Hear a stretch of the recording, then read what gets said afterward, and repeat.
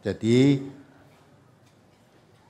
dalam Islam itu al-aslu fil ibadati al-ittiba.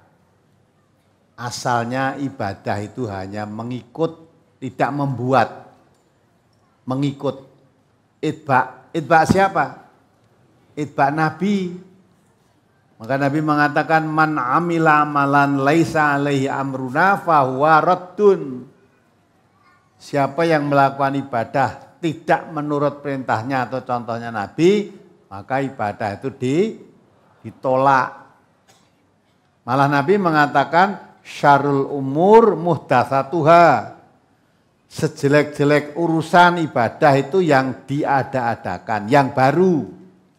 Yang baru itu maksudnya zaman Nabi tidak ada, zaman sahabat tidak ada, terus diadakan. Nah itu ibadah yang jelek. Kata Nabi begitu. Yang berkata itu Nabi bukan saya. Syarrul umuri muhdatsatuha wa kullu muhdatsatin bid'atun wa kullu bid'atin dhalalatun wa kullu dhalalatin finnar. Kata Nabi begitu. Hadisnya itu sahih. Nanti kalau tidak percaya suruh baca sendiri hadisnya itu, ya ta?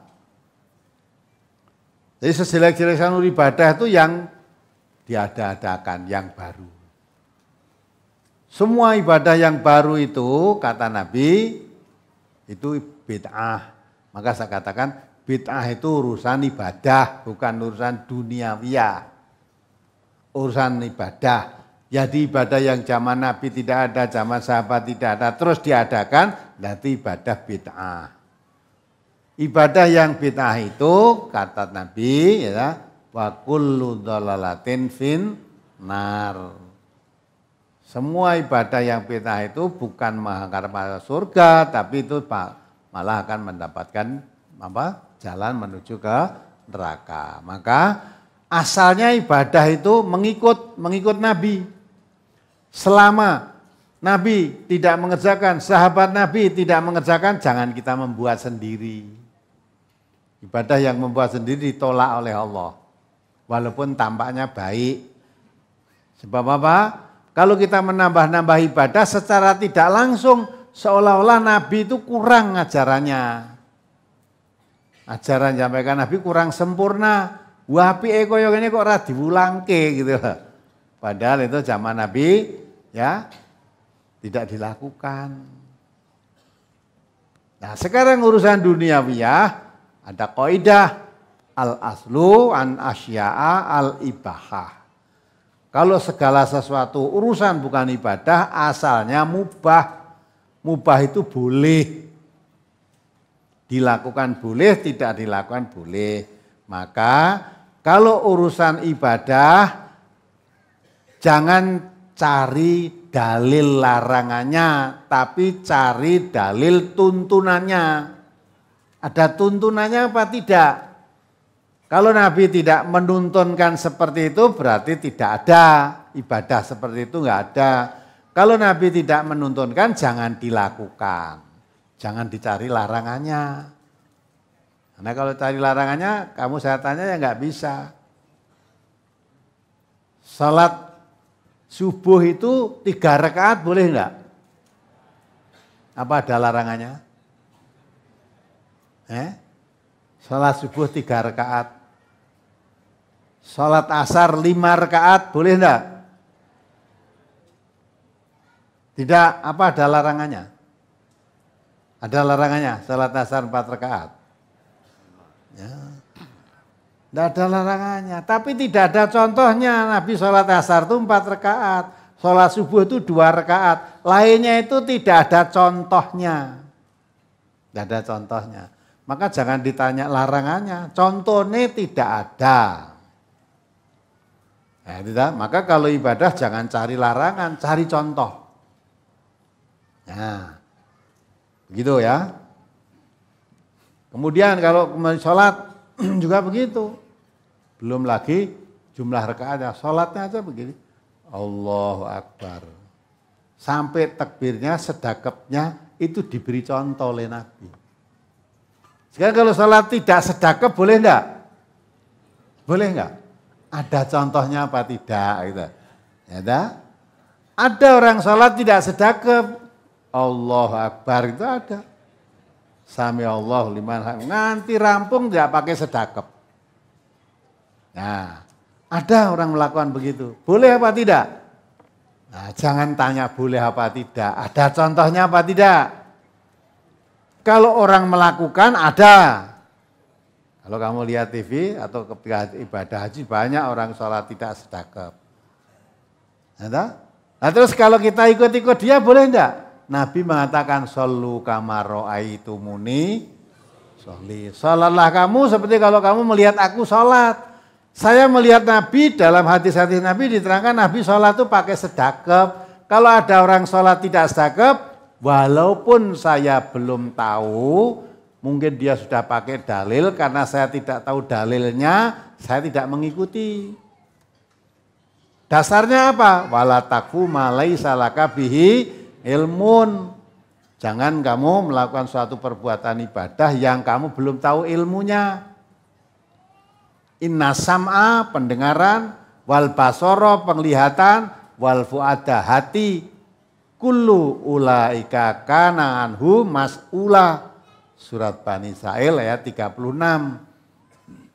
Nanti kamu akan ditanya, pendengaranmu, kamu kok melakukan sholat tidak sedekap itu mendengar keterangannya siapa? Kamu kok sholat tidak sedekap melihat prakteknya siapa? Nanti kita jawab, oh banyak di Mekah itu orang sholat tidak sedekap kok. Ya, tidak boleh kalau melihat orang sholat tidak sedekap.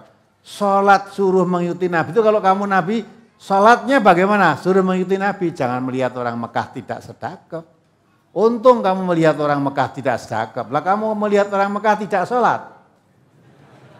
Apa dikira orang Mekah sing ora sholat ora enek?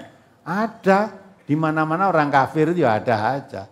Nah kalau ada orang Mekah ora sholat, wah ternyata di Mekah aja ada orang tidak sholat kok. Sing duwe Ka'bah ora sholat kok kita aduh-aduh malah sholat. Apa begitu? Tidak boleh ya. Sholat silahkan tidak sholat. Tapi kalau saya sholat, mengikuti apa yang dilakukan oleh Nabi. Tapi urusan duniawiyah jangan tanya dalil. Ya, tanya apa ada larangannya. Tidak boleh kamu naik sepeda motor. Nabi itu enggak pernah naik sepeda motor.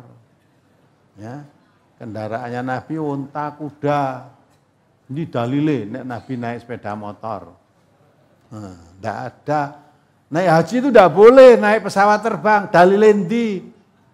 Nabi naik haji itu dulu naik unta, naik pesawat terbang tidak boleh, itu bid'ah itu kan?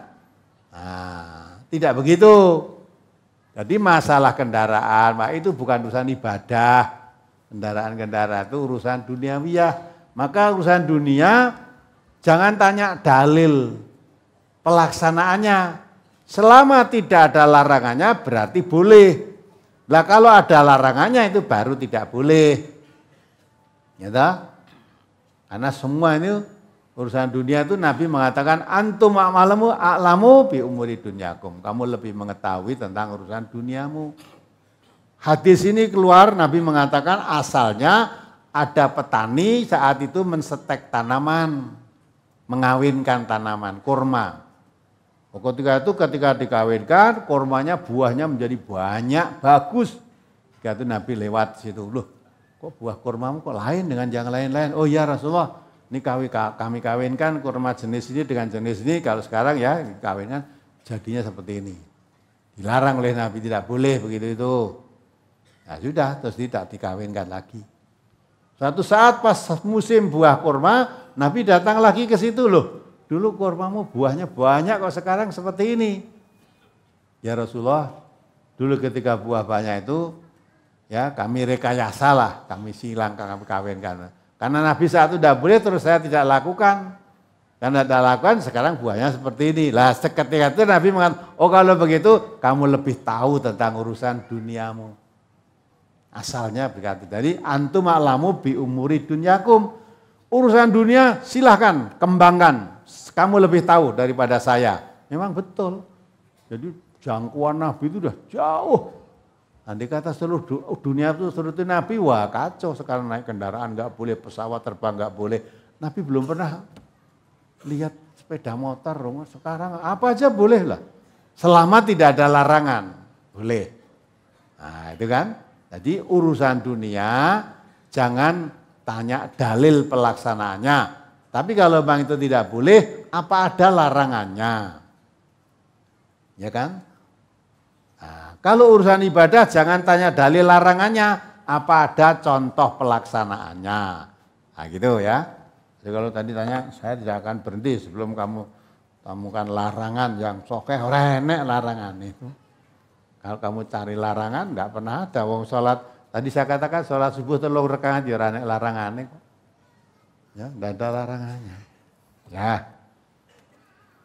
itu yang pertama. Mudah-mudahan kakakmu juga ikut mendengarkan ya. Ya. Kalau diterangkan itu tidak mau menerima, tidak apa-apa, jangan dipaksakan urusannya. Biar diterima, syukur tidak ya tidak apa-apa, itu hadis dari Nabi ya.